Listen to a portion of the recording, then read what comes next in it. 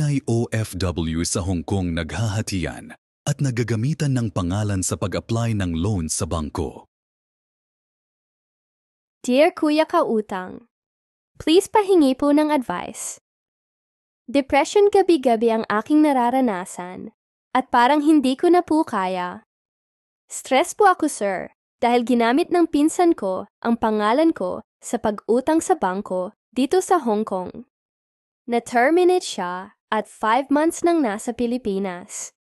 Hanggang ngayon ay hindi pa rin siya nakakabalik dito. Ako na po ang nagbabayad sa utang niya. Dahil sa hindi na sapat ang aking sahod buwan-buwan, nagkaroon na rin po ako ng utang. Kuya, grabe na depression ko. Hindi na ako makatulog at makakain ng maayos. Hindi lang ako, sir. Marami ang case na ganito dito sa Hong Kong. Sana huwag na gayahin ng ating mga